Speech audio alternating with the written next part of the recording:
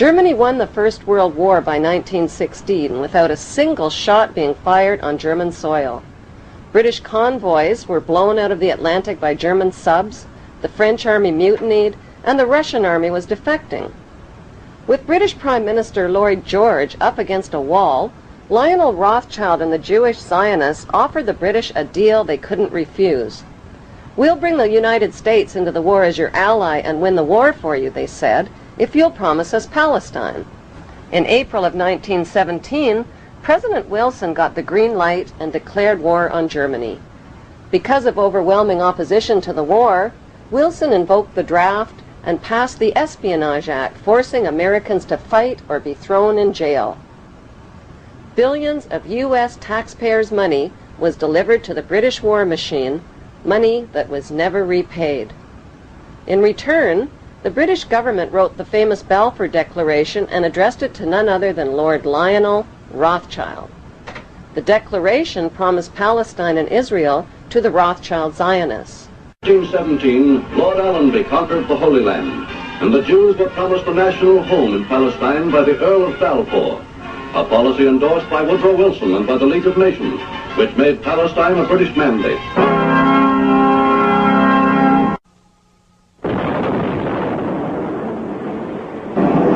With the fall of Nazi Germany, the Rothschilds wasted no time waving their Balfour Declaration at the British government and reminding them of their written promise to give them Palestine.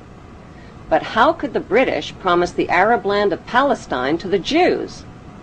In 1917, the British parachuted free opium and hashish to the Turkish troops and stole Palestine from them.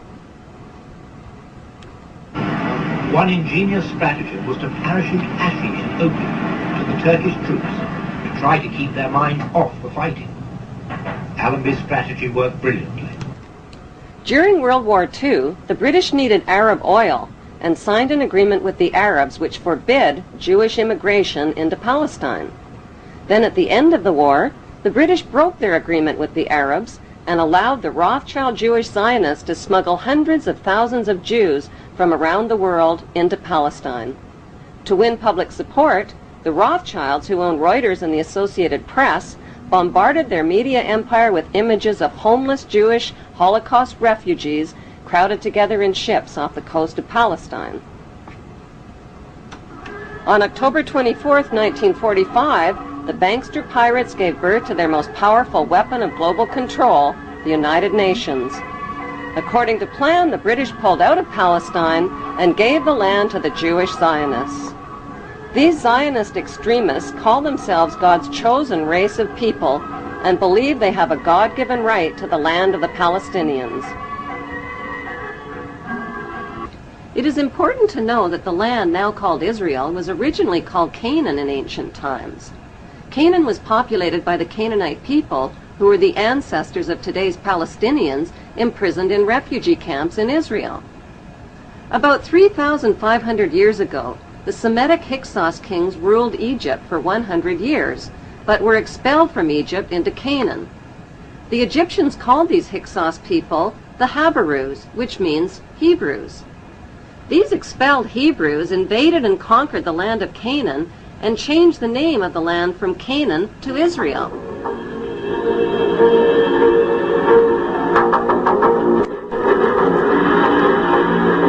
In 135 AD, the name was once again changed to Palestine after the Romans conquered the land. In 1948, the bankster-controlled United Nations officially turned Palestine into the Zionist State of Israel. To deal with the millions of Palestinian residents, the Israeli Jews massacred and drove them from their villages and homeland.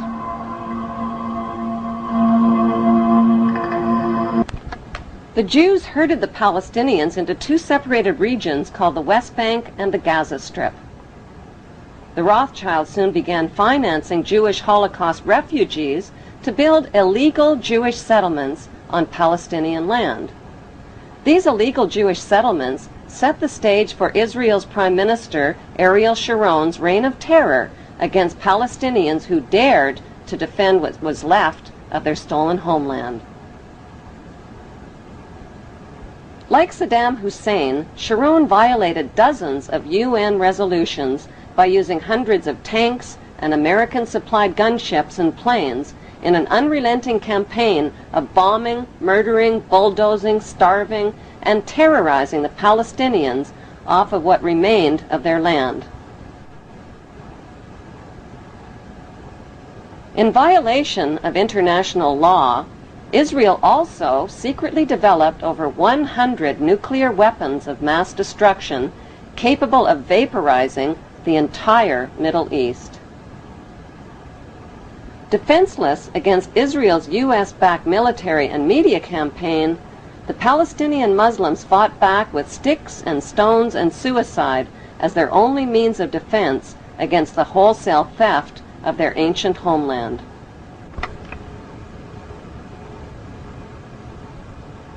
The story of the Bible was written by Hebrew Jews, who tell us that the Hebrew Jews are God's chosen race of people.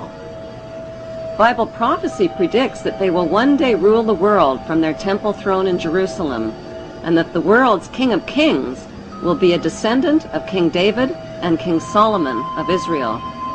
That is what Bible believers all over the world believe will come to pass. To turn this Bible prophecy into a reality would demand the cooperation of world leaders.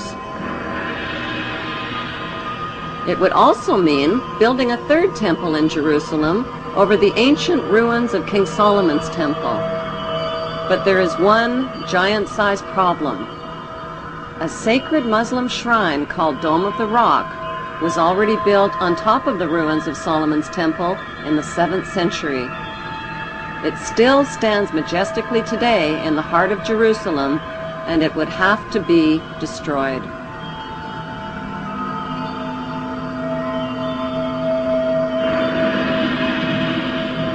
Since Israel is surrounded by not-so-friendly Muslim nations, and with millions of Muslim Palestinians living in Israel's West Bank and Gaza Strip, this Bible prophecy is impossible to fulfill. Or is it? Like a screenplay for a movie, the Bible story was written by Hebrew Jews. But who is the director and the producer? Is it God? Or is it a special interest group of the world's wealthiest men?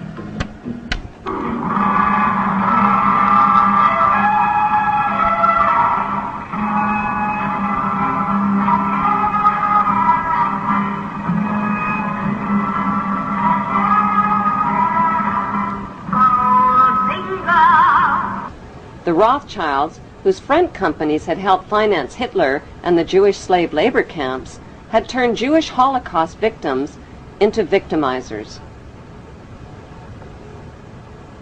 Imprisoned inside barbed wire refugee camps, the Palestinians began to resemble the victims of Nazi concentration camps. According to author Simon Schama, the Rothschilds own 80% of the land of Israel. Even the flag of Israel flies the hexagram symbol from the Rothschild family's red shield. The hexagram has 6 points, 6 triangles, and 6 sides on the central hexagram.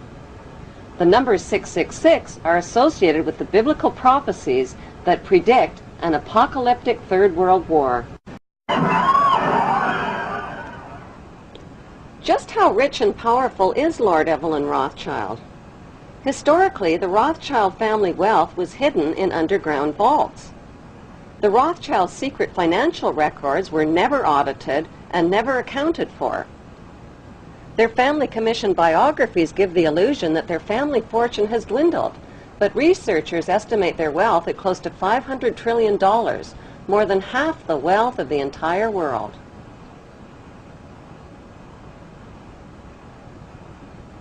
Besides their many castles, palace mansions, wineries, racehorses, and exotic resorts, the Rothschilds bought Reuters in the 1800s.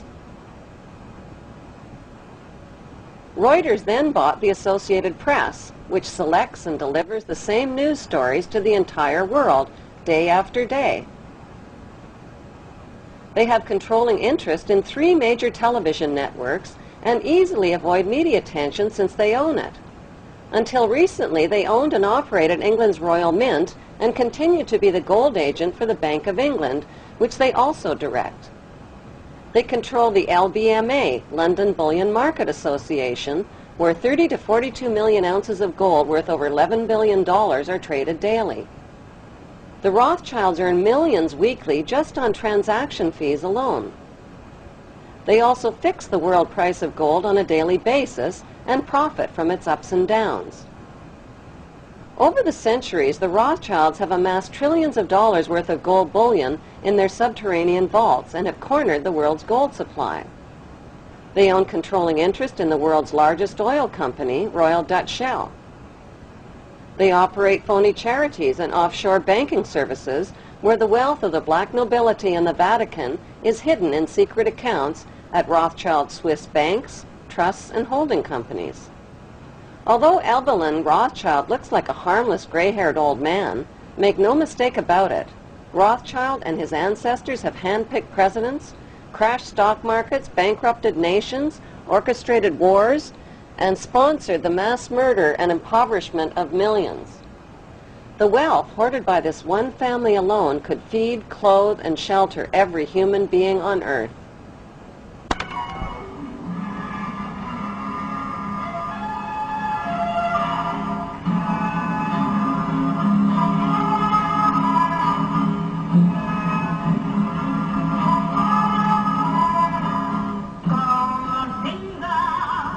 How did Evelyn Rothschild become the filthy rich Grand Vizier to Queen Elizabeth II and godfather of the black nobility?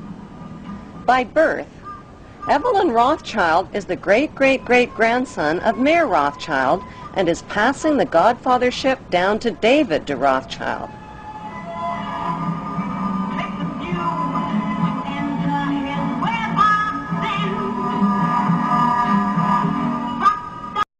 Their story begins in 18th century Frankfurt, Germany, on a cobblestone street called Frankfurt on the Main. Mayer Amschel Bauer was a goldsmith and a loan shark.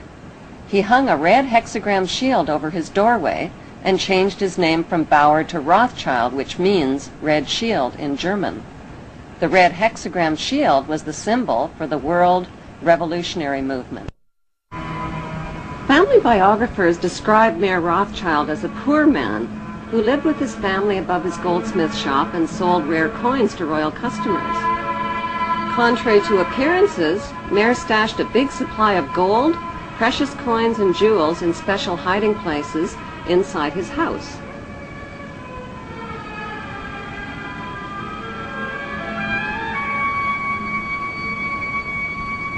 One special hiding place was beneath the back courtyard, where he accessed his strongbox through an underground passageway.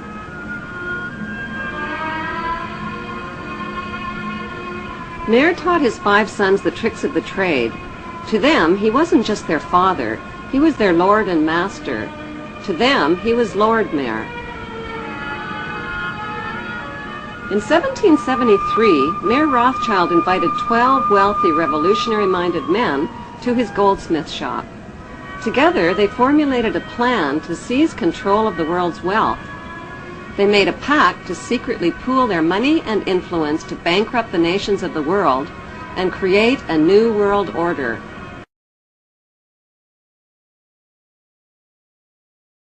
British a deal they couldn't refuse. "We'll bring the United States into the war as your ally and win the war for you," they said, "if you'll promise us Palestine." In April of 1917, President Wilson got the green light and declared war on Germany.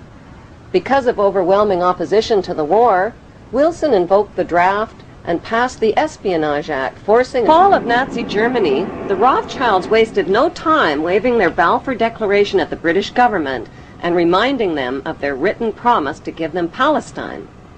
But how could the British promise the Arab land of Palestine to the Jews? In 1917, the British parachuted free opium and hashish to the Turkish troops and stole Palestine to the Rothschild Zionists. In 1917, Lord Allenby conquered the Holy Land, and the Jews were promised a national home in Palestine by the Earl of Balfour, a policy endorsed by Woodrow Wilson and by the League of Nations, which made Palestine a British mandate.